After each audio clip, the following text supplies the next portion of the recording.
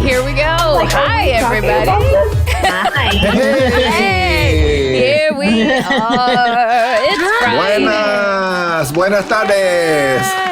It's Inside Improv. I'm Stacey Halal from Curious Comedy Theater in Portland, Oregon, and I am so excited about today's Inside Improv because we have some very special guests who are not only brilliant, talented, accomplished women in the world, they're also very longtime friends of mine, going on 20 years, I think. So let's get started. We'll start with Joe and Elise. Let's have you all introduce yourselves. Joe, Bill, why don't you go ahead? Hi, it's Joe Bill. I'm in Chicago in front of a blue screen. Yay. Almost every time. Awesome. Welcome. And Elise Rodriguez. Hi, I'm Elise. I'm in Miami in front of a poorly lit wall. Nice to have you here, Elise. And now here they are. I'm like giddy with excitement. Talk to Wendy Mateo and Lori Diaz about their lives, their art, their powerhouseness. Do you all want to introduce yourselves as well? Sure. Go ahead. I'll say it in my native tongue. I am Lorena Diaz. My friends call me Lolo. And go ahead, Mommy. Yeah, I'm Wendy Mateo. My friends call me Wendy Mateo. And even my daughter, I don't like it. We are calling from Lorena's basement space in Chicago. The spaceship. Yeah, this is the spaceship. Yes. Excellent. Tom Venzel says hi to you both, Lori and Wendy. Yes, with the face. I know Tom's little icon very well. Yeah. Little avatar. So I think let's just start with this friendship that you all have that is pretty much sisters at this point. Now, I met you both, in like 2002 or something? 2000? Yes. 2002? 2003, yeah. And you were already friends then. So how did you two meet and create this bond that has spanned decades now? Oh my gosh. Okay. Well, let's make it as brief as possible. Condensed. Okay. I was working at the front desk of an acting studio in South Florida, in Hollywood, and Wendy walked in and with dreams to be an actress. I had classes to fill. She had dreams. And so we somehow combined our forces. And within a few months, we were living with each other. And we lived in Hollywood, Florida together for 4 years. I think it was for almost 5 years. And then in that time that we were living there, we attended the South Florida Improv Festival. And that's where we met Joe and Stacy. Mm-hmm. And then we decided to move to Chicago. Before that, we were, looking at truth and comedy. Yeah. Trying to do the heralds from the book. That's hard. Yeah. I don't recommend it. And we also were reading...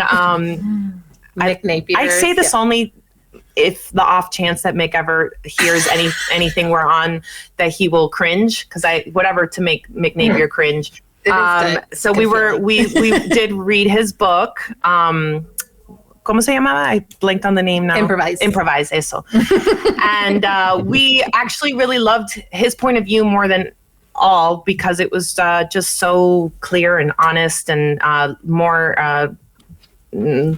Fluid and interesting, kind of like what Mick is. And we really loved the point of view. So we were like, we got to go to Chicago and study. And that's what we did. We came to Chicago. Studious. It was interesting because like right before we went to the Miami Improv Festival that year, we were doing the thing where we were like, our group was called Brain Freeze. Okay. And then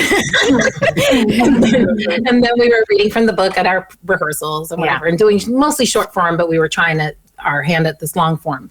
Then we saw you all, and we saw Bass Prov, and we saw Stacy and your one woman show. Whoa. And I was like, yeah, I want to be doing that. So y'all left, and we were like, well, we're going to do that. Yeah. So then at Bass Prov, we're going to do something. In Miami at the time, it was really ass backwards because, and I don't know that it's still that way today, so I can't speak of today. Maybe at least no sé. Pero at the time, it was very like, if you play here, you can't play there. You're mine. It was like mine mentality, which is so the antithesis of improv, which is so like collaborative and open and yes and. So we just made it a very intentional decision to not belong to anyone, and that intention carried through all the way 20 years later to now. So we don't belong to anyone. We've never belonged to anyone other than one another. I mean, creatively speaking, yeah. We're not married. Sorry, buddy. We belong to our husbands, yeah, and our children. But you know, creatively speaking, we wanted to be a part of everything, and we were really welcomed in Miami for that. Yeah. And everybody kind of adopted us and let us play it in their sphere. And then when we came to Chicago, it was just more of that good stuff, of learning that stuff, but there were lessons along the way for sure. So that was like how it all kind of happened. And before we dig into how that was a benefit for you in Chicago, I do want to, Wendy said we were so studious, and I didn't expect this to come up so quickly. I thought it might come up. But I worked with Wendy on my Second City directing program. Wendy was in my cast. Wasn't that what it was called? Yeah, it was Make Out. Yeah, it was. Make Out. Make Out. Yeah, Make Out, Not War, which you recalled better than I might have. You put me on the spot. I loved your poster.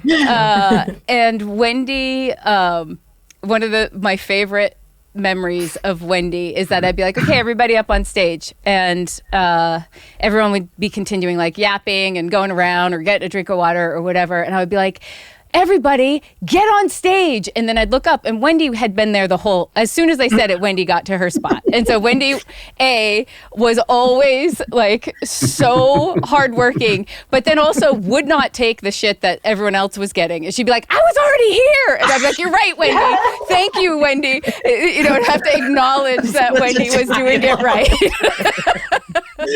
But that's just a little taste of how hard you two work, and you two have created opportunities for yourselves over and over and over again. Well, we've had to. Yeah. And I mean, there's a natural thirst for education and knowledge, and like full transparency. And I hope I'm not making Joe uncomfortable here in saying this, but when we moved to Chicago, Joe and I fell in love, and we had a baby, and then we still do. We still have a child. She's still there. Thank you. Although really we are no longer in love in that way. I know that this was the people that made your child. Yeah, we did that. I wasn't a part of it, but I pretty much though. You've been a large part of who Angie is. For sure. I'm shocked and appalled that I didn't know this information, and I wasn't part of this team. You know what? It just shows you the level of respect that Joe has for me, and how we have for one another, really, because we don't typically lead on that foot. Joe and I have raised a child together, and we have so much love and respect for one another within that dynamic, and we are just a family, and that's kind of how it is. But in telling you the story of us, I think it's important to acknowledge that did occur, because Joe is such a phenomenal facilitator of this art form, as I'm sure many of your viewers who have studied with him would know. And he introduced me to the idea of having a curiosity in learning. And because Chicago is one of those environments where like the audiences are smart, and you have to be in the know of what's going on in the news, what's going on in the world around you, beyond your 20-whatever-year-old perspective, which is typically pretty self-focused. No offense to you 20-year-olds. You're all doing what you need to do right now. God bless. But it is in you. It's a lot. And you have to go out and look at the world if you're going to be brave enough to step onto the stage and bring a point of view and a perspective. And he taught me that. along with many other things. And I did spend a lot of time in his classes, sitting in the back of the bar at IO, observing how he taught and what he would teach. And then I would go and kind of like infiltrate his brain afterwards and ask him why he said what he said to this one and what his tactics were as a teacher, and just absorbed him a lot. So there was that interest in learning. Just a passion for information and learning and figuring out how to unlock the things to make myself a stronger performer. And Wendy is very much the same in that way too. We're both really studious. Yeah, I loved it. One of my first,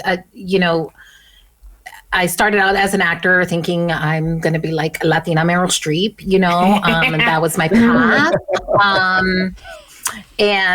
Lori actually, you're not, aren't you? Aren't you though? I mean, I am now. Yeah, for sure. I can cry on a dime, honey. Yeah.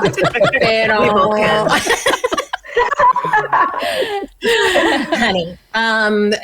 No, but that has always been in me. I think also too, I always felt the need, and it could come from my lack of education or higher education, or, access to resources growing up.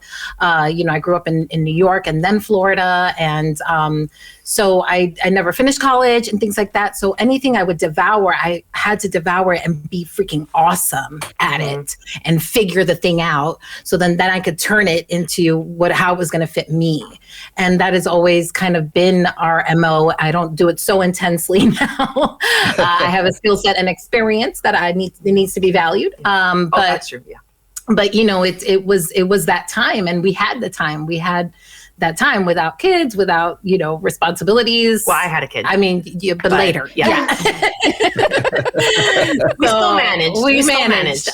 So when I came to Chicago, and I was able to take a class, a writing class with Mary, and we were able to, I just kind of took that and absorbed it and did everything I could with that information and continued to write. And it was funny because my trajectory was Lori convinced me to audition for improv. And I kind of found an acting method through improv because it's just reactionary. It's in the moment. And then and it's not said enough, but really the biggest skill set that improv gives you beyond learning to listen, which is so important because few people know how, is that it teaches you how to fail. And failure is such an important part of life, and learning to fail with grace and failing and letting it go and not having it consume you and eat you and inform you and your self-worth. It's important to learn how to fail. And improv is all about like making a choice and failing at it, or kind of succeeding and then failing within the same set.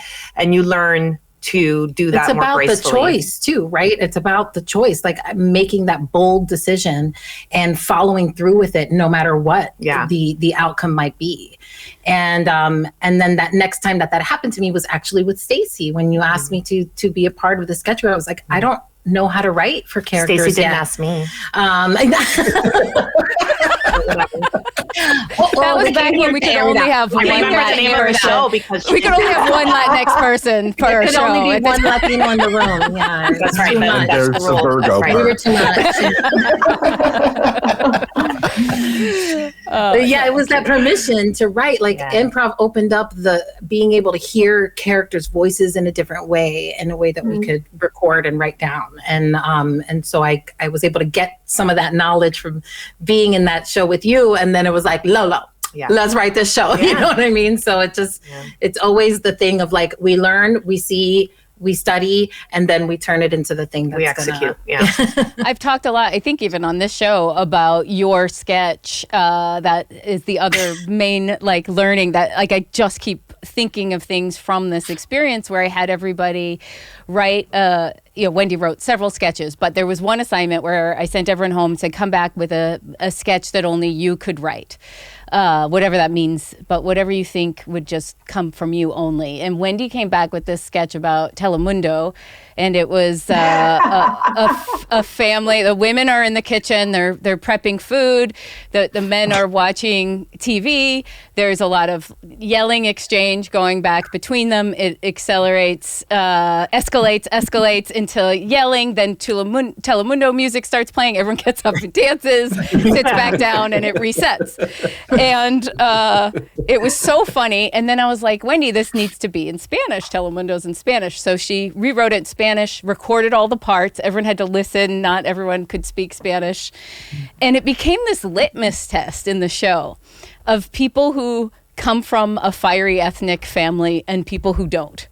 And like I had Lebanese people come up to me like, I'm Lebanese, that's exactly my family, you know. And I'm Syrian, it's exactly my family. And then sometimes, you know, like a white man would come and be like, I didn't understand that sketch, you know. But did you enjoy it? Yeah, but they had fun. They had fun. Then it's okay. I will say, I'm not sure that Second City has heard a merengue like that on their stages. Maybe ever since it was pretty. Wait, was lived it a and specific died. song?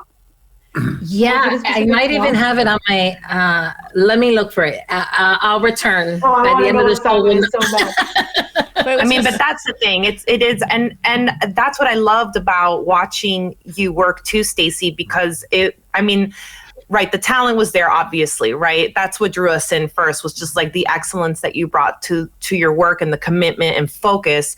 And then I saw the work ethic of producing behind the scenes via just like, you know, all right, so what's she doing? What's going on? What's blah, blah, blah. And we need that. We need those examples, right? And even in the work on stage, like you were brave enough to put that out there. And just the act of you putting that out there planted the seed for us on some level to be less afraid of exploring ourselves on stage, because a lot of the messaging that we were receiving at the time was like not to do that stuff, not to do stuff that couldn't be easily grabbed onto by everybody in our company. And everybody in our company was typically not a person of color.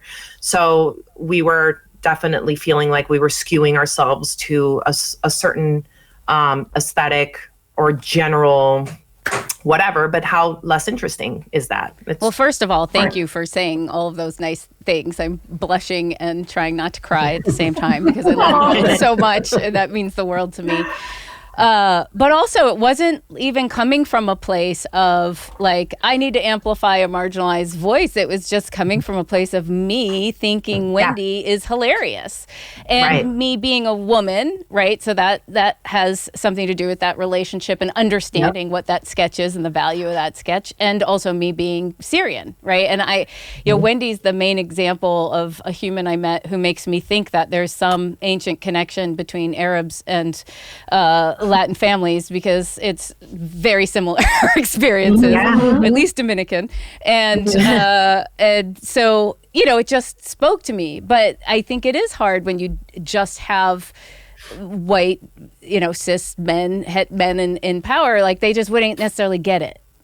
It's hard for us. It's not hard for them, but it's definitely hard for us. Right. It's hard for change to happen. Yeah. I did this. I don't think I've talked about this on this show. I did this at Edmonton Fringe. They have this awesome late night cabaret every night, and it's super entertaining. The hosts are amazing. It's incredible production, and it's promoting all the shows. So they bring someone on, they do a bit from their show, they get interviewed or a musical performance. And they start each one off with a monologue of jokes. And so they just invite all the comedy people to come, and you can join the writing table. And it's it seems equitable in that they get the subject from the audience, and we all just write on index cards and throw the jokes in the middle. So no one knows who told what joke. But I was the only woman there. So they were going through and they read the jokes. And they read the jokes. Once they have them, we all circle up in a corner, and he reads the jokes, and the ones that get big laughs going yes, and then there's the maybe pile, and then there's the no pile. And I thought I was really bad at this because my jokes kept not getting through, and I'm like, I just gotta get better. I gotta get better. I gotta get better. And then there was another woman in the group, and I realized she would laugh at my joke, and I'd be like, that was mine. And she'd be like, yeah. And then I'd laugh at her joke, and she'd be like, that was mine. And I'd be like, yeah. And I was like, oh, I see. The men, like, everyone should strive to write a joke that gets the whole room laughing. Sure. But if you're a man and you write a joke that leans toward men, it's going to get through. But if you're a woman and you have what an experiment. What a wonderful scientific experiment where you just, or social experiment where you just, like, it's objective. You just throw everything in the pile and see what happens. Wow, that's so interesting. But the gatekeepers are men, and Right. they were loving, they were accepting, they were welcoming. Yeah. Like there was nothing It's hard to about see yourself. them. Yeah. So when it was the 100%. conversation's not at the table. Totally. Yeah. And that year, those years, I mean, we moved here in 2005. And like, we didn't have the language for the things that we have language for now. Yeah. You know, there was no bringing the term equity to improv. I always say, I'm like, there were no other brown people on the planet that wanted to assimilate more than the people that were walking through the doors at IO in Second City. We were ready to do whatever to be on those stages. Do you need me to be more like this? I'm going to be more like that. Less like this? Mainstream. Yeah. Right? Yeah. And like, but yeah. You know, and we didn't have language until a couple of years ago. No, Like, that's what I'm saying. We knew something was off as we continued our career, and then we just became more like committed to being ourselves and more of our own voice. And when we finally wrote People in the City together, which I will credit both Katie Rich and Sharna Halpern. Sharna did direct our show in its second incarnation, and really encouraged us to be, her whole messaging to us was always write what you know, and stop trying to write things or do things that you are not rooted in. And that was really great advice that she gave us. And so we wrote what we knew. We wrote what our experience, how we were taking in the world around us. And it just so happened that show became a huge hit for us. And then our friend Dunbar Dix was like, don't write any more shows. Just keep working on this show. Because a lot of people in the improv community feel like this need to just continue to produce and turn it out the next great thing. And he was coming from a place of experience of having been on that rigmarole. And he encouraged us to stay focused on the one show. And that's exactly what we ended up doing. We're like, the universe is speaking through Dunbar Dix. I know. We need to do this thing over and over again. And, he would love to hear that. He would. He would appreciate that. And we are so grateful that we received that bit of advice in that moment, because we did continue to do it. And it was that show that ended up bringing people at Second City to the table with us.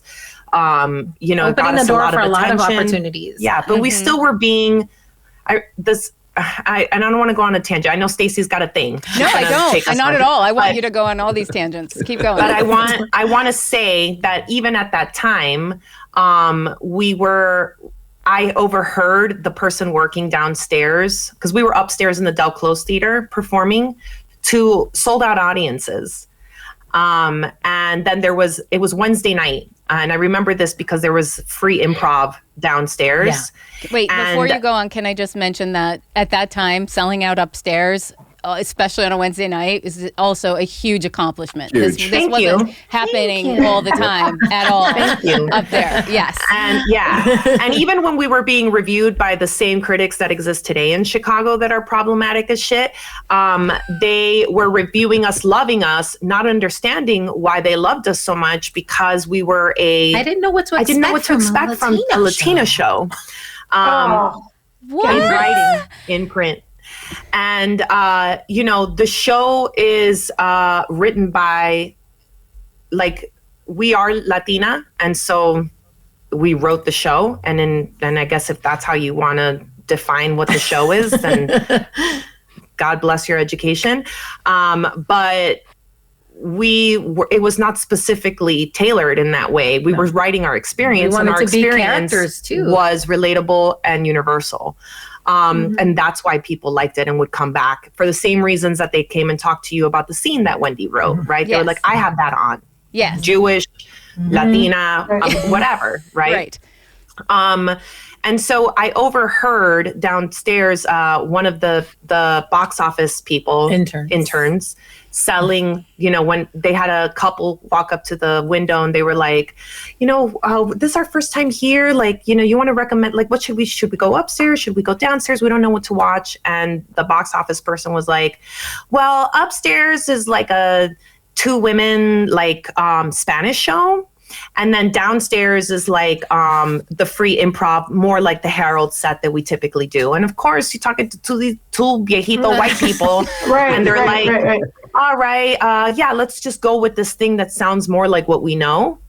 And they would go downstairs. And I was like, coño su madre, carajo. And I went and I wrote for these little cute little interns in the box office, que no saben, you know, they just, pobrecito, they don't know. Yeah.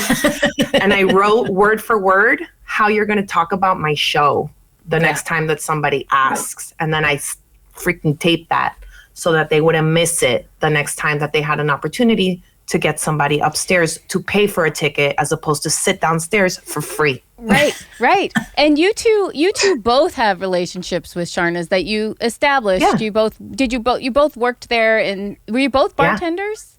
No. You worked in the office, Lori, right? And Wendy, you worked in the bar. Yeah. And I ended up bar managing the last thing that I did there.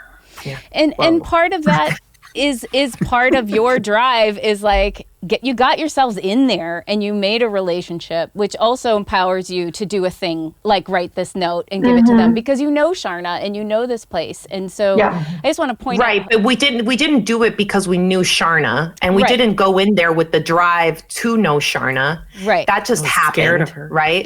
Like Sharna had a relationship with Joe, and I was having Joe's baby, and I needed work. Right. And she's that person. She takes care of the birds. And so she was like, or, you know, the strays. Yes. And I was a stray. And she's like, come and work in the office, and I'll, you know, and I was great at doing that. But what it was Sharna came to see our show at the Playground Theater. Right. And we were excellent. And she said, I want my hands on those girls. Right. You just have to be excellent in what you do, and people will see you.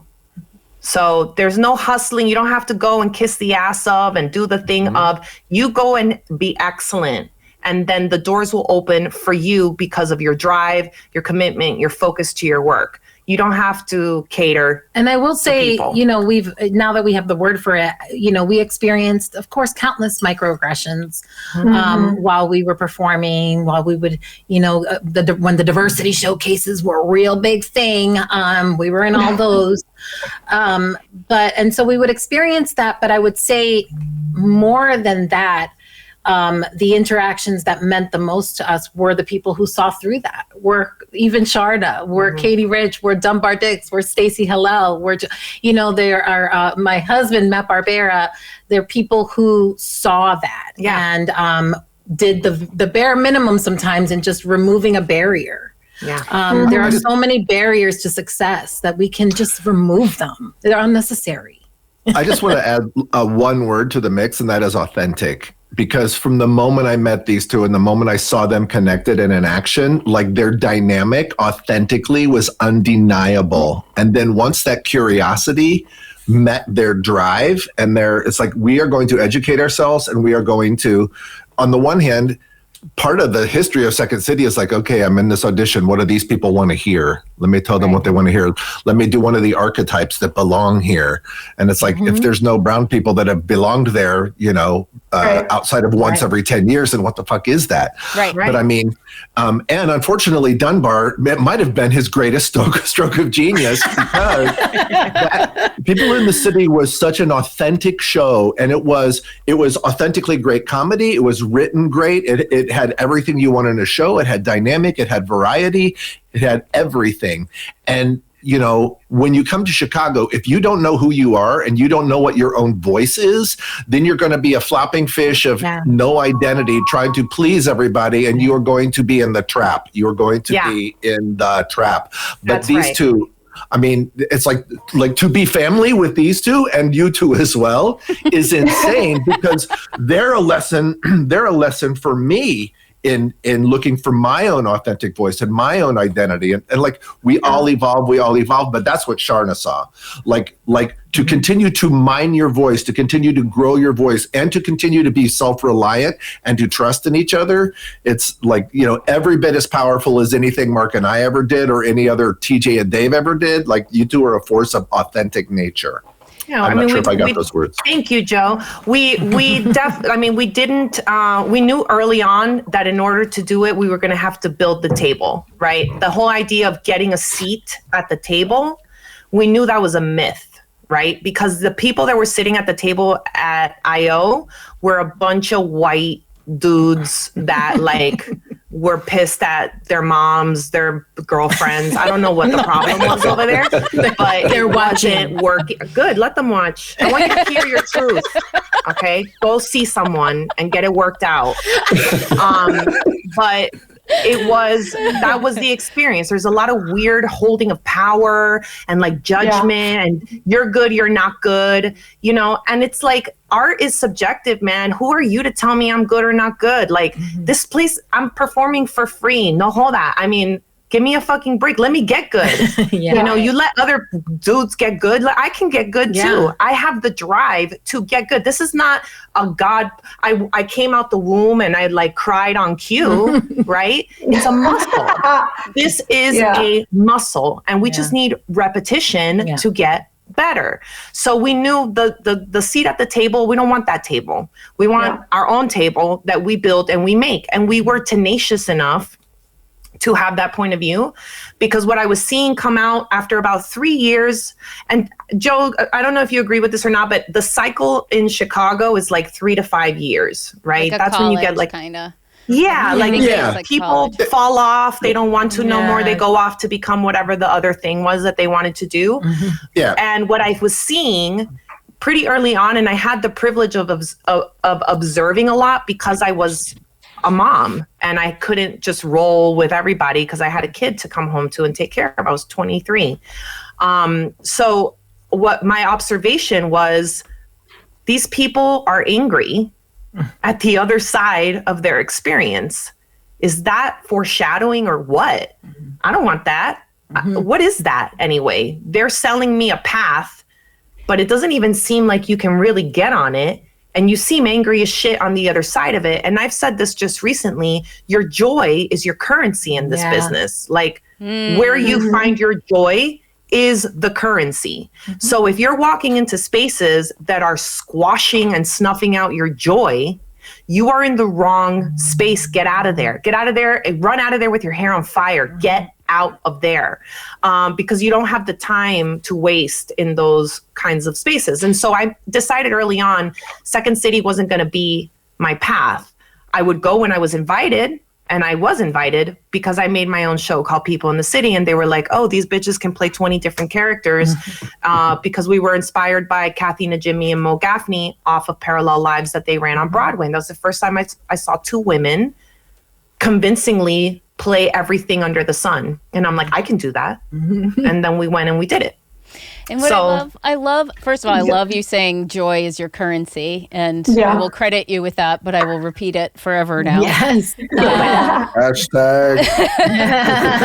But also, I think something that's really powerful about the two of you is your relationship, like Serena and Venus Williams. Like when you are in a minority, you knew what joy feels like. You knew that you had a place where you could get it. They didn't hold it. You two held it for each other. Yeah. But also they could validate their own realities, because so many times. Did.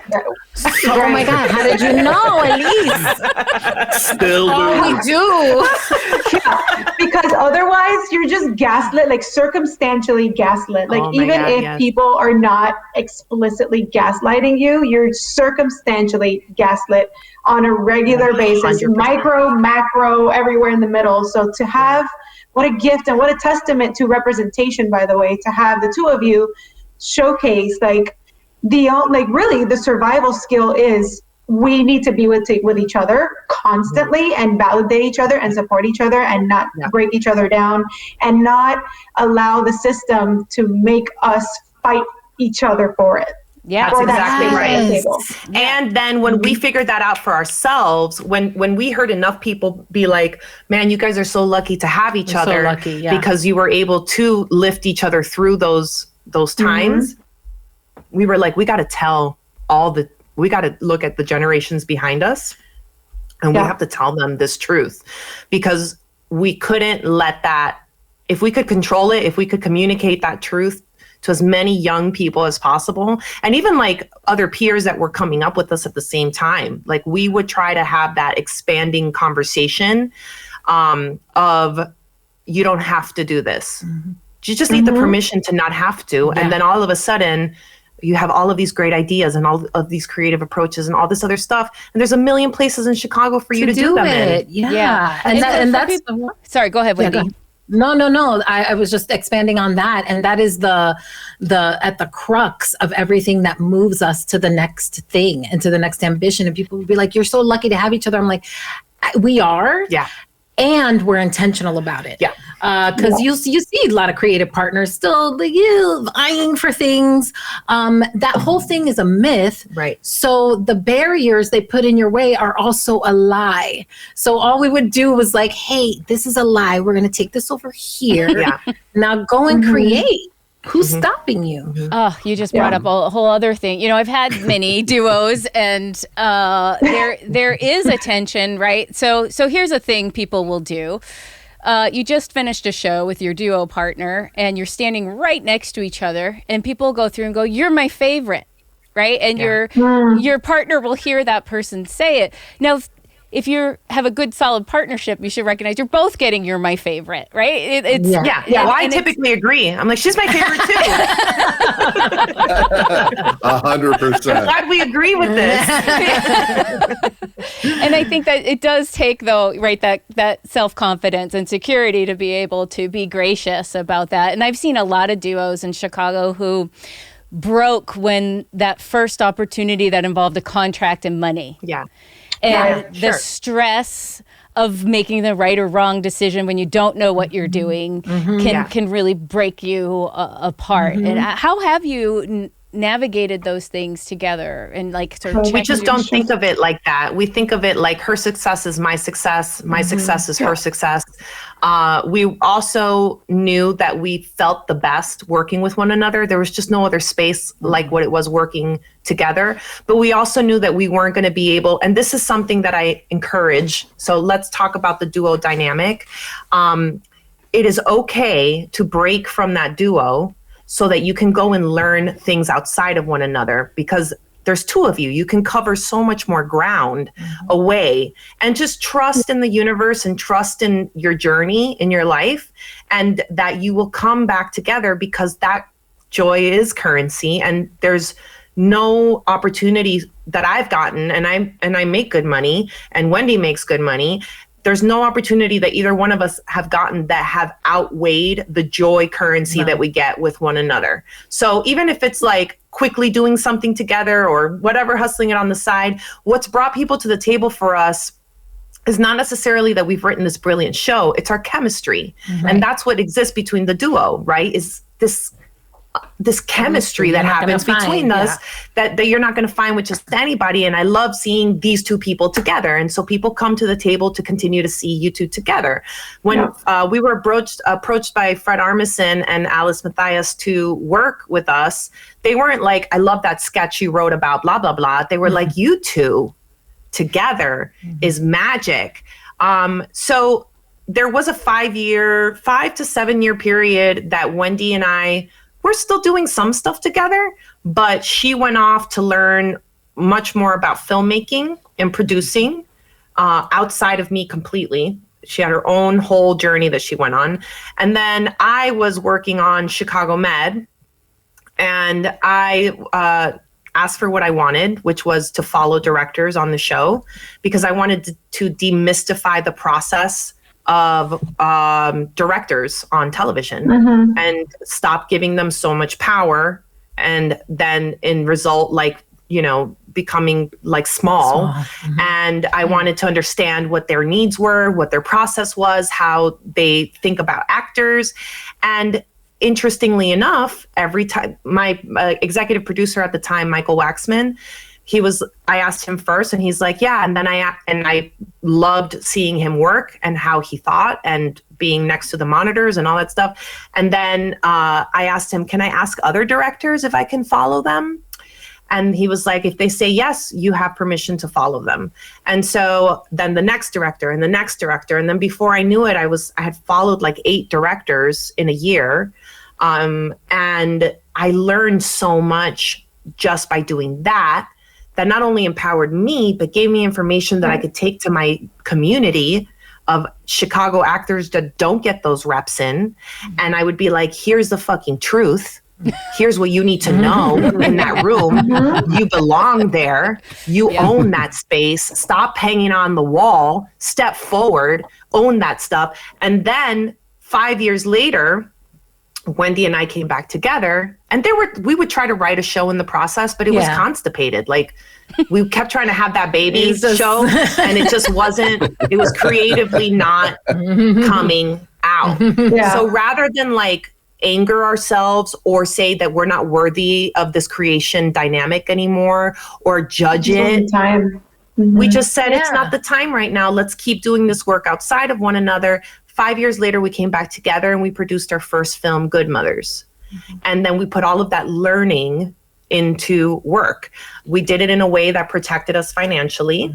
It was like savvy in that learning. We weren't out to make the next Oscar-winning film. We just wanted to apply the learning and get the reps in. So for a duo, I say, if the currency is there, if the joy is there, don't be afraid of each other's successes outside of one another. Find your way back. How is it? Is the water warm? Is it too cold? Walk away again. Trust the process. It's a journey. It's a relationship. It feels like, I'm so sorry. Go ahead. No. Go ahead. I like what you were saying. It's like a relationship, just like any intimate relationship in business. And like, I feel like this is why, for me, everything always goes back to improv, right? Like, improv gives us so many soft skills to bring into any workspace. And what you two have works well because it's a relationship that, just like you would want in an intimate like partnership or a marriage or like a romantic relationship, to be able to grow individually and then come back and bring that and kind of lead each other in that. And I feel like just the competition and the capitalism, I guess I could say, is just so strong and pulls us to have tension versus to have synchronicity. It's your own, like, you know, the advantage of acting is that you do delve into, you're pulling from your trauma sometimes, right? You're pulling from your secrets, from your personal spaces inside, and putting that out on display on the stages for audiences to consume. And so if you're doing that, take care of yourself. Go see a therapist. Make sure you're all right. Make sure that all of that, you know, work that you're throwing out there and letting other people have is being protected on the back end. It's not to say that Wendy and I haven't, I mean, shit, today we sat down and cried talking to one another, communicating with one another. Listen, get comfortable with the uncomfortable. Get comfortable with the uncomfortable. I know that doing this live stream stressed you both out. I'm sorry. I know this is like high stakes here today. Really brought out the worst in our working relationship. Communication is hard. It's hard. And if you are having troubles in your personal relationships with the people you're like, you know, bonking, then you're probably having trouble in your outside relationships as well.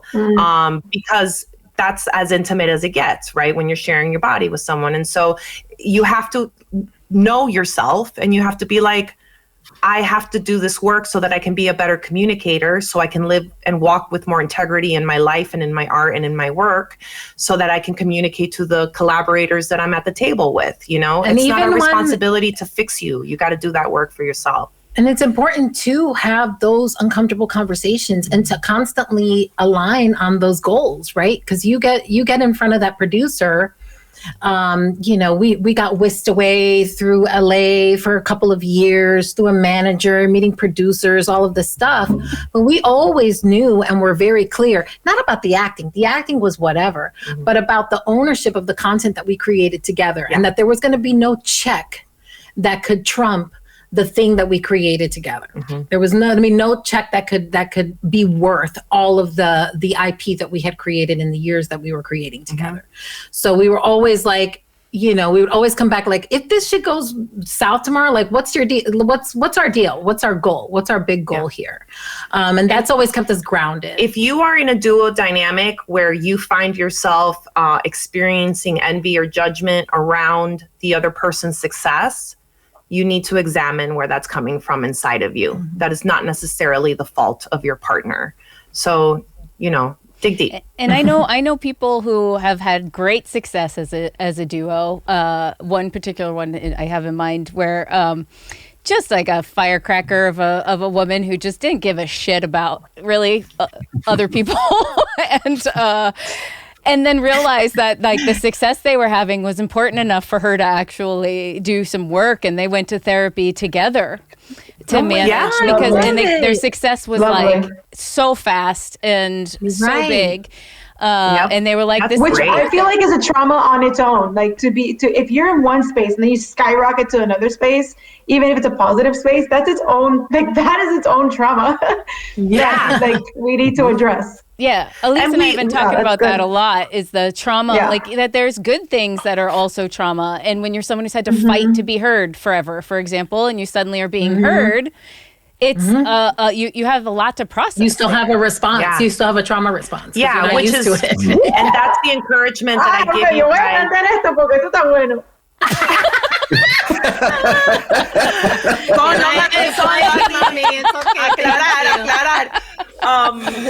That's why you shift this shit. You sift the shit to the surface, and you gotta clean it up. You have to do that work as early on in your process as possible. Like I understand the draw to like party and to like go drink and network and whatever, but what does that success get you if at the other side of actual real success you're still unhappy, right? So try and do that work as early as possible in your career and create those relationships. Find that therapist. Is not easy, right? You got to find the right person that you feel good talking to, and then work towards that and look for the expanders. Look for the people that are expanding the mind. For me, it was like reading about Amy Sedaris and how she didn't give a fuck. And she would be like, I wait tables and I make a lot of great money doing that. So if you don't want to do my thing the way I want, fuck you. And I was like, damn, that's ballsy. And look at where Amy Sedaris is. I saw the same thing. I remember our year here in Chicago when Dan Backetall that was the first one refused, of the first things. The Second City stage. Yeah, that taught us so much. What a weird. That was our first week here, and he had that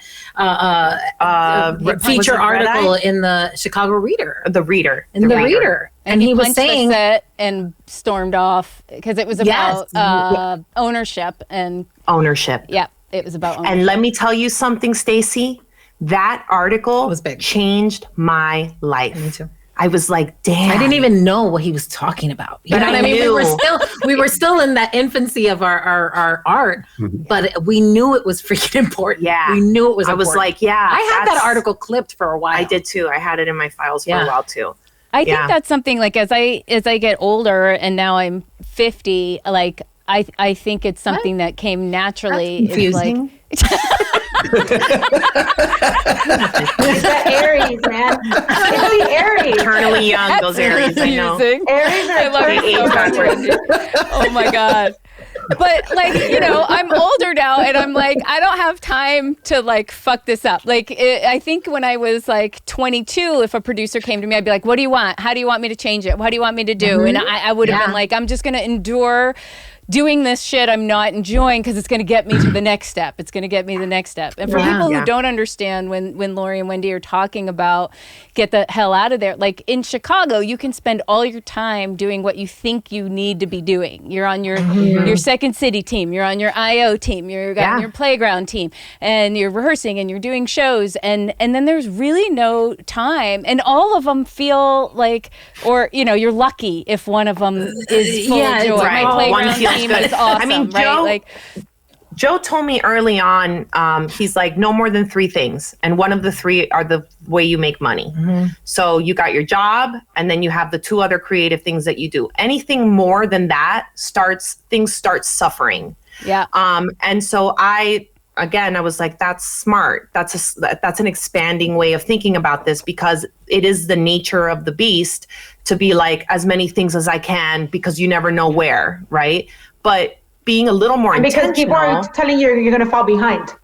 Yeah. Right. Yeah. Fall behind of what? But of what? Right. It's a myth. And this is the LA thing, Joe, you talk about. In LA, no one will say no to anything. They're terrified. This might be the thing that was my break. It was going to be my big break. Between the Amy Sedaris, like self-confidence, for her, it was about her expression. So she was like, I want to express the way I want to express, period. That was the lesson there. And I make fine money waiting tables, so I don't need you unless you want to do what I want to do, right? And then with Dan's conversation around ownership, I was like, oh, we are the product. So we have to either brand and own it, or we are a slave to the institutions. And like I said, I saw what was coming out of the institutions on the other end. And even if I wasn't, my definition of success was not to be on SNL. As a matter of fact, the more I read about the lifestyle of being on SNL, the less attractive being on SNL became. Although you both led a valiant effort of getting SNL to hire. Did not. No, well, we wanted to see them hire Latinos. Yes, that's what I mean. You both were very outspoken about the lack of representation at SNL. We were. And interestingly enough, when we were invited to Más Mejor, which was Lorne Michaels' endeavor, right? I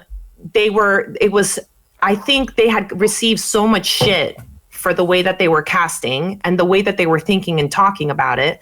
He went and did this project called platform called Más Mejor. And people love a platform. They really do. Everyone's trying to make high-level YouTube corporations love these platforms because it gives them permission to not change and to sell and then ads, to say, hey, we're doing it over here in this small way with the brown people. Right? Mm-hmm. It's no different than Second City's Brown Co thing, right? You're like, why? Can we just get on the same stage as the other people? Is that okay? Or we have to be in this little corner? Okay. But anyway,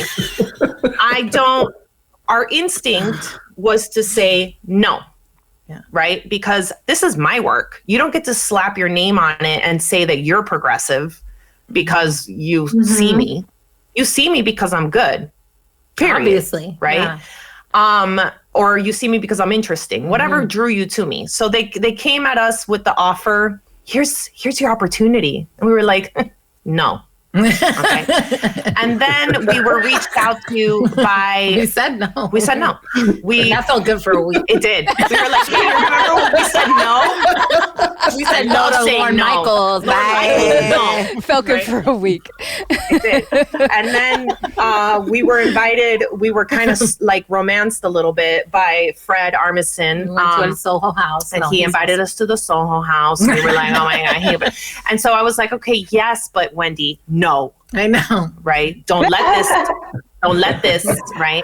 And they were like Horatio Sanz and, Fred Armisen. I'm like literally the two half Latino, like not really. I mean, I love Horatio. We love. Ya tú sabes, like he's not Latino. But yeah, I mean, he's not like that, right? And I would tell him, next time I see Horatio on the street, I'm going to be like, you're not like that. But they were big enough. He's the head of our fan club, by the way. Yeah, I know. I am. They were big enough, just to give them props. They were big enough to come to the table of this endeavor for Lorne, right? Yeah. And they did, with good conscience and heart, go out looking for good talent. Right? It's not their fault that the organization was all half-assed about it. They went into it with the right intention. And they came to us seeing us. Yes. We had never been seen had never been seen like that. Like what we like to do, what was good about our comedy. He told us that. When Fred talked to us about, because I was like, well, what is it that you like about us? And he listened. That's a good question. That's like, you're saying you're sorry, but for what? Yeah. Right. Like, I need you to know. Right. Like, what is it that draws you to the table for us? I always ask too, like when I see these companies doing these endeavors, initiatives, I always ask, well, what's the biggest amount of money? Cause they'll throw numbers out there for people to be enticed by. Like grants. We're going to give between $10,000 to $100,000. And then what you find is most of their things are $10,000 or $15,000 or $20,000, but no one's gotten that $100,000. And I always ask, well, what's the biggest project that you've produced? Because I want to understand where you see value. Like, what is the dollar sign for the value at your table? So I ask the questions because I'm not going to lose anything. Amy Sedaris still had her waiting job and I still have mine. Like, we're all good, right? So you ask those questions, and Fred did like really see us. He really saw that we had this need to speak about social issues, about use this platform for what it was originally started for, which was to bring education to the masses through humor, because people don't know they're learning when they're laughing. And it's such a powerful tool in that way too. And that's what like Second City was for a long time, right? Right. That's outing exactly this government that was happening in the city. Yeah. And people were laughing and also learning. So we like that style of comedy. And when we started working with Fred and Alice specifically, it was such an amazing experience, the actual work that we did with them. But it didn't go over my head that finally, when we were at the table with a Lorne Michaels endeavor, one of the first things that we received was a contract that said that I will not no longer talk about the dynamic of how Second City hires people of color, or SNL. I'm sorry, SNL, any longer. And I was like, wow. There it is. There it is.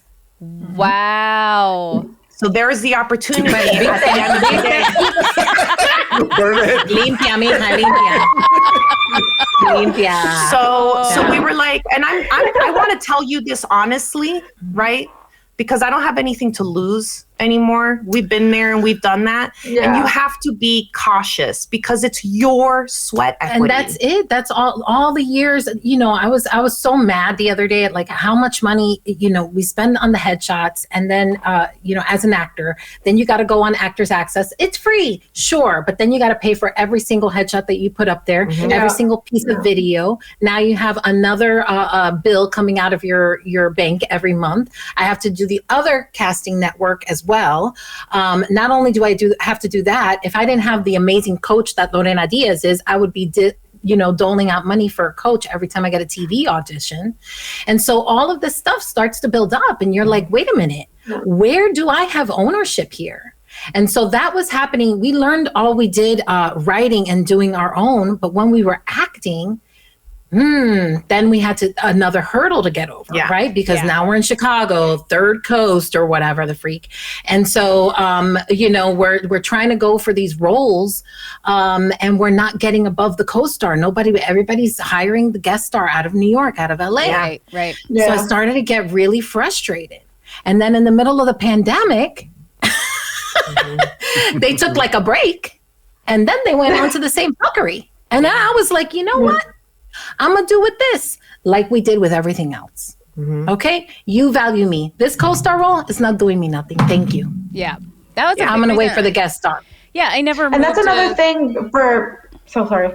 Go ahead. Go ahead, Elise. The two of you, when you have two people, and this goes back to how the two of you are a testament to how it's important to have a friendship, right? And how it's important to lift each other up and validate each other's realities. But this also is about energy. Like each one of us has a finite amount of energy. And if you're doing this alone, you can't produce something alone. You can't just do it all, build the table by yourself forever, then sit at the table and then clean the table and then refurnish the table, like when it ages, right? Like the fact that the two of you have the ability to share energy, produce something together, collaborate together, bounce your ideas off of somebody. That's huge as well. And also, I think what I've seen, and I want you two to validate if this is an accurate perception, but by saying no to the things that weren't in alignment with you and your values and your goals artistically over time, and it takes longer because you have to dig deeper, you've both found, outside of even your relationship with each other,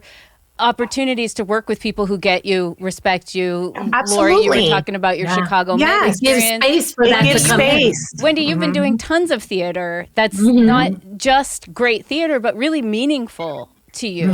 You know, so in Chicago, like high profile. And so as your friend and supporter from afar, like it's so incredible to see you working on something that's so meaningful and inspiring, and I see the energy coming from you, which is just totally like I can't. She didn't lose her spirit. She didn't lose that energy because she was mindful of protecting it wherever. When you don't know until you know, but once you know, behave differently. There's only so many auditions I could go to where I was supposed to be like trying to get a spot out of a sweater, and I was just like, I spent all day sitting at this cattle call, for 2 hours. I go in and I have to 3 different ways be a superhero, watch the thing out of the thing, and I'm just like, I fucking hate this. I hate this. I got an audition the other day to self-tape. where they were like, pretend you're holding a baby and tell the baby it's beautiful.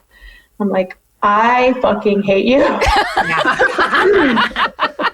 I had one where I had to act like I was holding a cat and that I love the cat more than anything. And that still to this day is like one of the most pathetic things I've done for but before I forget this point too, like it's important for you, for artists to understand the business as much as they are into the art, because it's not called show art, it's called show business, right? And so that way you understand the money behind the offer. So because Wendy went through this program to learn how to direct and produce, she understood that $10,000 probably will, in let's say a week production or a 2-week production, covers food. Yeah. It covers the crafty, right? But so much of us are so used to hustling our work for free because we absorb all the costs of anything we do, that when somebody offers you something like $10,000, someone like Warner or like a big studio or like a Lorne Michaels production, $10,000 buys the M&Ms and the bowls at that institution. And it buys the toilet paper for the month. It doesn't produce talent. No. Okay. So when you get those offers, don't be afraid to say, I know what it costs to produce this, and $10,000 is not a real conversation.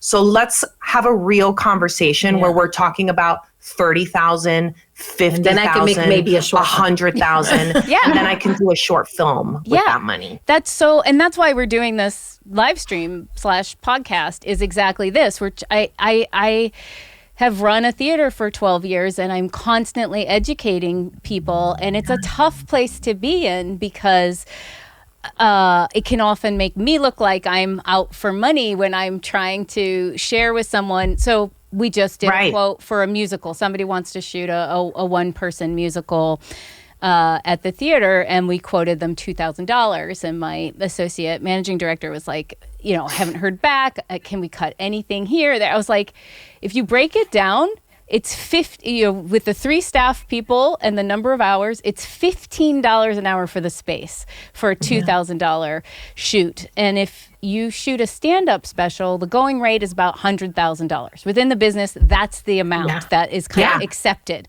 And we offered $2,000, and that feels like a lot to someone. So we have to bring them along and break it down and teach them, which is exhausting to us because we're not getting paid to teach them that. Wendy, you went and paid somewhere to learn and get educated about what it takes. So I think it's so important for us to understand business in general. We do, and we have to be okay about talking that business with one another, because these institutions, they brainwash you into thinking that talking is bad. It's scarcity. So like it's secrecy. And, So they don't want you talking salary to one another. They don't want you at talking. Work, right? You're told don't tell people what you're making, whatever. We've started to tell our peers, tell me. I'm gonna tell you. Yeah. You tell me. Yeah. So now we know what the going rate is around here. Because they're telling you 10, but they're giving me 50. So you better go in and ask for 40 more. And we know that they have it. And the results that I've seen when I have conversations with people about like corporate training and how do you price it, I think a lot of people are afraid to say what they price because they think someone's going to undercut them. And I think it's exactly the opposite. I think we're undercutting each other because we don't know our value. And if we knew, we'd all be cranking up our prices and getting what we deserve. So I 100% agree with that. Yeah. We were approached like a couple years into us producing people in the city, and I won't say by whom, but we were approached by one of the institutions to have them buy the show so that because they were doing a show actually in Florida that wasn't working out for them because they didn't take the time or probably pay the people that were writing the show to do that well. So the reviews were coming back bad. We were approached to buy our show so that they can do it, you know, when they go into these different communities or whatever. And we were like, no. It's like, we just spent the last 4 years making this great. What are you going to pay me $1 million? I know. Like, yeah. Are you going to pay me $1 million? All the money, all the Are you going to pay me for the babysitter that I had to cover in order to leave my child to go and do this show? Right. I know what I'm worth. I know what this is worth. You're not going to buy me for 10 grand. You're not going to buy me for anything under $100,000. That's it. And I think it's. I don't leave my house. We decided at some point in our career that we weren't going to leave our house for under. What do we say? Well, for under $250 for any hour to 2 hour engagement. Yeah. I'm not leaving. I'm not leaving the house unless you we have to pay the babysitter. We have to do all that shit. Like, this is why I feel. This is why, like, I feel I always have a funny relationship with the way that my career moved. But I was a lawyer, and I feel like if I would have started all of this in my 20s, it would have been a whole ass motherfucking shit show. Yeah. Okay. Yeah. But now, like, understanding exactly what you're talking about, like the power dynamics, like, okay, maybe I got a later start, but at least now I'm like, I know exactly that $250 is what I'm here. I'm so grateful that I was pregnant at 23, and not a lot of people would say that, right? I was so grateful to be a single mom at 24, now looking back, because I didn't have the time to burn. Every freeness that I had, every free day, every free moment, every free hustle, that was all had to be chosen with intention, because I had to leave my daughter to go do that stuff. So I didn't get caught in the muck of playtime and garbage and trying to fight for an opportunity. I had to go and make it for myself. And I'm so glad that happened the way that it did, because it made me more productive in the end. We had a sketch program deal with an organization. It was Audible. And they we don't get good. Yes, we heard you. Yes, we heard you, Stacey. Burn the sage. I don't have it. At least do it for me. And and I don't know if you remember, but they were trying to make their own content, and they made deals with people all over. And some people they paid outright, like, we're going to pay you, you make what you make. And then some people they were like, we're making this and we're hiring and we're producing it. And we got this weird in between spot where it was their idea that they pitched to us. We were to make it, and they paid pretty well, but my name was on it. I was hosting it with my name, and I agreed to let them add contributing work, because they were like, oh, if we had like Eliza Schlesinger or, they were naming these names, and I was like, of course, like they could add bits and pieces. But what ended up happening is they started getting these like no-name comics who were writing the corniest jokes. I mean, no joke. Like, the piano, Ain't It Grand, was literally like, and it made me so sick that my name was on this thing as if I stood by the work within it. Yeah. And so it didn't end up going. And just a reminder to everyone, we hate puns. Yes. Joe and I are staunchly anti-pun. I know you're out. If you're out there, we love you, Velvet. Don't take that personally. But that's not even an original pun. I have another friend who may be watching. I know you're good at it. I hate that. But that wasn't even a good pun. That wasn't even an original pun. It was the worst thing. My daughter just came up with that at the dinner table. Right. And you know what? They sent it to and how old is she? And your daughter's 6 months old. She is funny as hell. She's so funny. But so we kept clashing, and I kept, and we ended up having a conversation where I actually said to them, I said, I know what a process looks like where everybody feels encouraged, inspired, and represented, and like they're doing their best work. And this is not that process. This is not what's happening here. And so we kept clashing. And then they had a focus group, and they wouldn't share the results of the focus group of the show. And then the show got killed. Oh my. And I'm like, they wouldn't share it because I know I was fucking right. I know it. Yeah. And the guy was embarrassed that everything I fought for and everything I said, I know, because he's an executive who doesn't work with anybody. He's not in front of audiences. He doesn't have a sense of, yes. Yeah.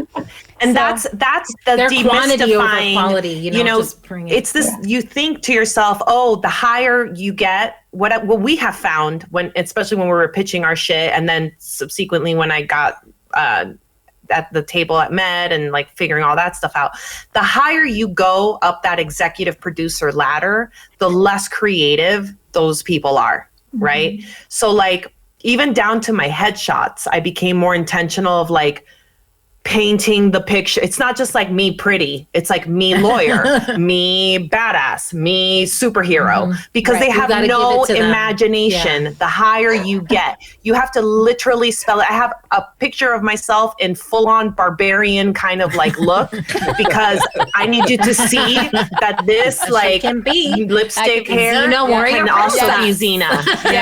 Yes. And that's when the Wonder Woman movies were starting to, that whole Amazonian thing was becoming a thing. And I was like, I need them to see that I can do this. So you have to paint that picture and not just trust that because they're sitting in those seats of power that they know what they're talking about, because most of the time they don't know shit, and they got there because they knew someone doing the bare minimum. Or they bare minimum. And that's been my favorite phrase lately. Yes. Yeah. They wish and that they had did it. They've been afraid.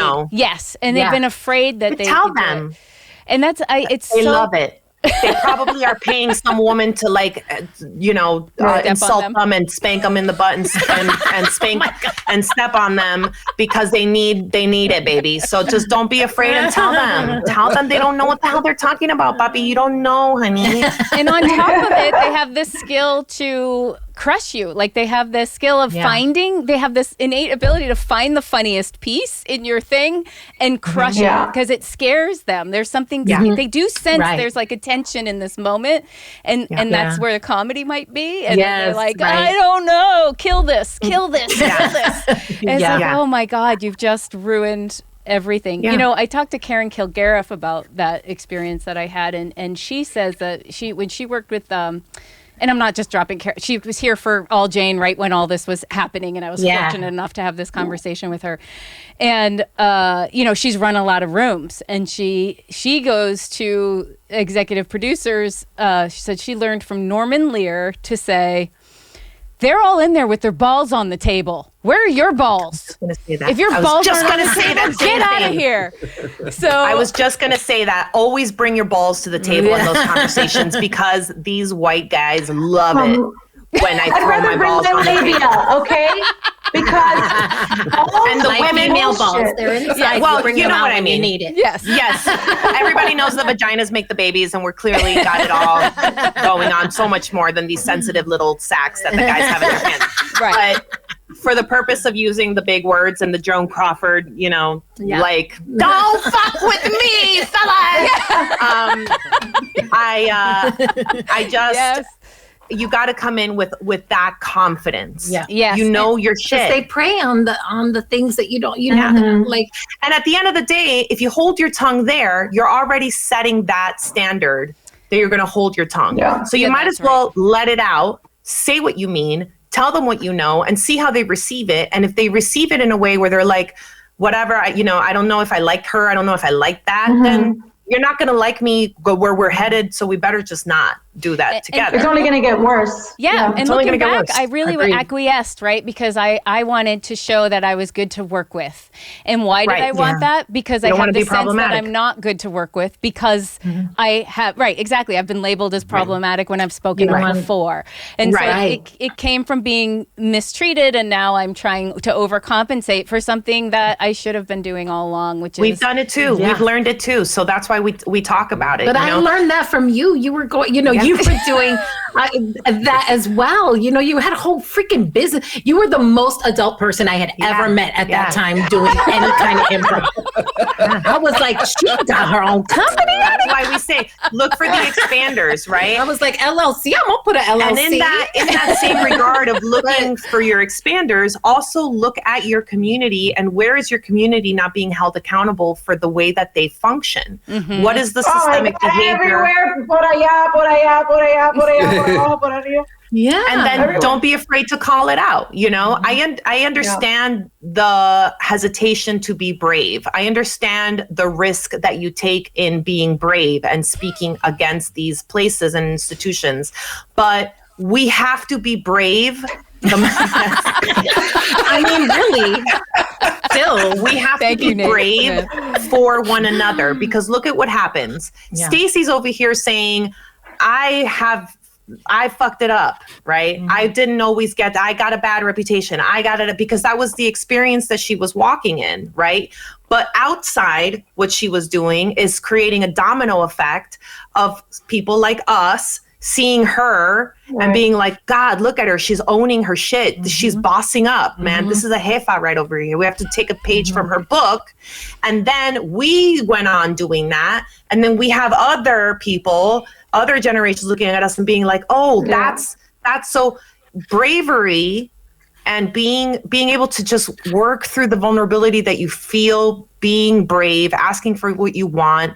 If you can do that, then you can make that happen for other people. Roxy agrees as well. Yes, the dog is saying palabras. I know the dog is like snapping. They can't snap. Right. And you'll find your people. You will find they will find you, and you will find them. And that's this abundance mentality that we don't all get endowed with either, right? Is like it's so terrifying when you grow up with this poverty. We all think this bottleneck that there's only room and enough for a few people to get through, and that's just not true. Our biggest thing coming out of this pandemic was like, we've got to stand in the power. What the frack else is there to lose? Yeah, the world is shut down. We saw how fragile the big institutions were. Really, all those institutions, none of them are thriving the same way. Why do we? I encourage people to stand in their power. I was talking to a staff writer the other day, who said, it's easy for you to say as a staff writer, but, as a staff, and I understand, look, I've heard the stories of writing rooms, but yes, you do, because guess what? You got there, I'm not there. I'm not there, and you got there, and you have a little piece of some power there. And there are ways to be able to influence those things. It may not be it's not going to be this is wrong. You need to fight. It may not be that, but life is a chess game, right? Learn to move the pieces strategically. Move the pieces strategically. Who has power? Who are the allies in the room? It might not be that room that you can influence, but fucking learn from there and take it to the next. To the people with some power. Encourage them to be brave. They have a little bit of power. Build them up. Tell them they can. Look for the resources. What's the language? How can you move that chess piece in a way that's not going to knock you off the board? Like, it doesn't mean you have to pound your chest and slam your fist on the table every time. That's not what we're saying either. We're saying, look for the opportunity to move the piece at the table so that you can clear the path for that big win, And it might be slow in some places, but it's worth the work, because we can't just be happy to be in the room, right? No. Here in Chicago, the theater scene is atrocious for people of color. It's atrocious. The things that if I think back at the things that I've been called to the table for, they're always for the Latina role. It's never to diverge from the whiteness in the script. It's always like, well, it's written this way, so we have to do it. London doesn't do that, man. Everybody's on stages there. All the audience understand. Hamilton is one of the biggest things that happened to America. And still they don't understand that audiences are ready to suspend disbelief. All these things had to happen, and they're still like, well, at least you got that. Right. We have to turn around and say this and listen to the people that are being brave and stepping forward. I know the inclination is to be like, oh my God, they're saying this. Don't like their thing. Don't amplify their message. Fuck that. Don't you want to be in there? Well, then don't be in there when you're going to have your joy snuffed out. You have to call these institutions out and hold them accountable for their behaviors. don't be scared. And that's even when I just whispered audible. My instinct was not to name it, right? And then I was like, fuck it. That was who I was working with, and that was the experience that I had, and that was real. And I would hope that if they heard it, instead of being like, we got to blackball this person, they might be like, wow, we need to. Oh, Audible's going to blackball you? Right. Try it. Let's go. What we're doing is empowering the people that are coming up with Audible, and maybe they get a chance to be there, and they're like, you know what? I have creative ownership over this, or else it's not the deal. Right. Yes. Because they're not an original content creator. This was new for them. And hopefully they've learned and evolved since then. So I realize we have gone on well past an hour. Oh my gosh, I'm so sorry. No, we always do this. To be honest, it's just too good not. More is more. More is better. Good. And I miss you both so much, and everything you said is so important.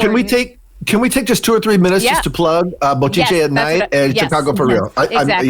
Yes, that's exactly where I was going to go. So please tell everybody where they can find your beautiful excellence. So our channel was born out of the pandemic and the realization that these institutions are fragile and we can own our own work. So we carved out a space on Twitch called Chicago for Real, the number 4. If you go into Twitch, twitch.com, type in Chicago for Real. Twitch.tv/Chicago for Real. Yeah. We're producing 28 different talent on there right now. Our show that we perform every Wednesday night at 6 o'clock is called Bochinche at Night. It is the best show on this channel. And Che. Bochinche. And it's just it's live interactive content. So you come, you join us in the room, and we have fun together, and we find joy with one another. Love it because it makes you feel we get done with our show. We're jacked. And I have the same adrenaline that I would as if I had stepped on a stage. And that became, I was like, we need this and we need to give it. Yep. We started it with 7 other creatives: Lisa Beasley, Shantira Jackson, Justin Kaufman, TJ Shanoff, and Scott Goldstein. Yeah. If you don't know those names, they are all mega talented, wonderful human beings.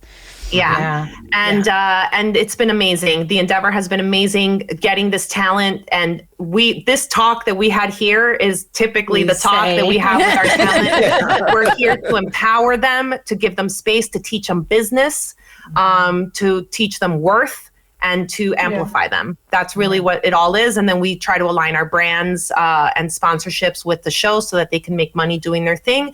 And they are no longer in the chains of these institutions unless they want to be. And then it becomes a choice as opposed to a path that is predetermined. We have anything from like self-help to a beatboxer who does like beatbox workshops with other people.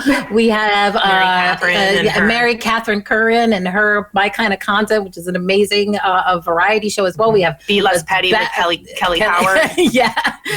Podcast that's already successful. Lisa Beasley hosts the Blunt Doctor as Dr. Lisa Backwood. Hilarious. It's how to roll your blunts properly.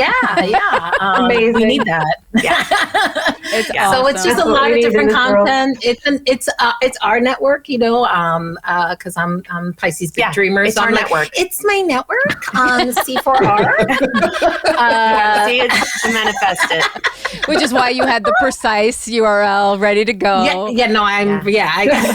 Also too much social media of me doing it. Yeah. Well, and I just want to ask anybody who's watching this or listening to this, please, I know you support BIPOC and POC in your heart and in word, perhaps, but in action is where it really counts. So please make the time, make the space in your entertainment to see and listen and enjoy art by all kinds of people.